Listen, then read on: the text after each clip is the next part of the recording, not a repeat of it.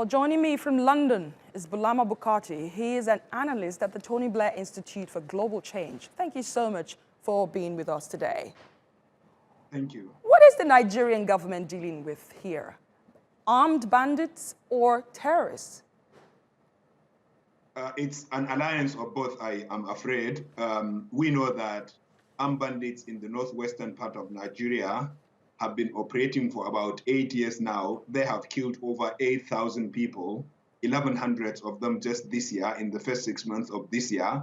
And they have displaced over 300,000 people, mostly women and children.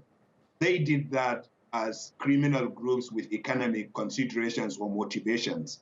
But they have recently been infiltrated by Boko Haram, and some of them have been recruited into the terrorist group either as members or as associates. And it is this cell that was created in Zamfara that is responsible for this attack. Even the government officials saying it is armed bandits also acknowledge that these armed bandits have some link or relationship with Boko Haram. So it is a link of terror and criminality, I'm afraid. So you're implying that we're dealing with terrorists here. If so, what do you think the government did differently this time? It's taking just 1 week to have the boys released. I mean, look at the Chibok girls. We still have so many of them missing since 2014. Yeah, unfortunately, the Chibok girls, 217 girls were abducted in April of 2014. And 6 years on, over 100 of them are still in captivity. And even the ones that were released were only freed after being subjected to domestic and sexual slavery for years, and after reportedly being paid a ransom by government.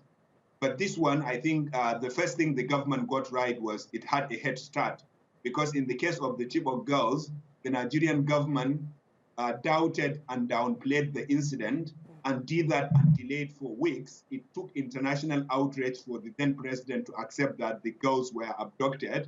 And by the time the Nigerian government came to terms with the abduction, Boko Haram had already taken the girls too far and have divided them into smaller groups to make a rescue mission impossible.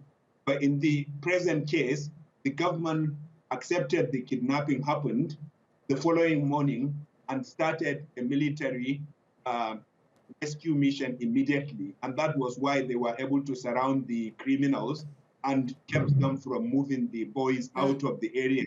And therefore, it was easier to rescue them this time around. And finally, is the Nigerian government truly incapable of winning the war against Boko Haram, or does it just lack the political will to do it? I think the Nigerian government is dealing with a problem others in other parts of the world are also dealing with, but I think there are things it can do more.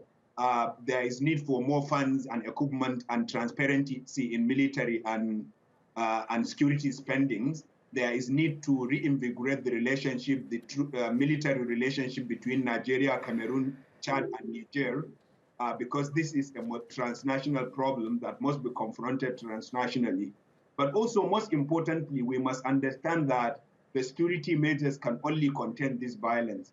There is a need to address the root causes pushing young people into criminality and terrorism. There are population growth without any planning. There are illiteracy and poverty. There are inequality and the ideology that is being exploited by Boko Haram. All these need to be confronted in the medium and the long term if we want to comprehensively defeat Boko Haram. Very well said. Thank you so much, Bulama Bukarti, for speaking to us on this issue. An analyst at the Tony Blair Institute for Global Change. And that's Africa Matters. Thank you so much for watching.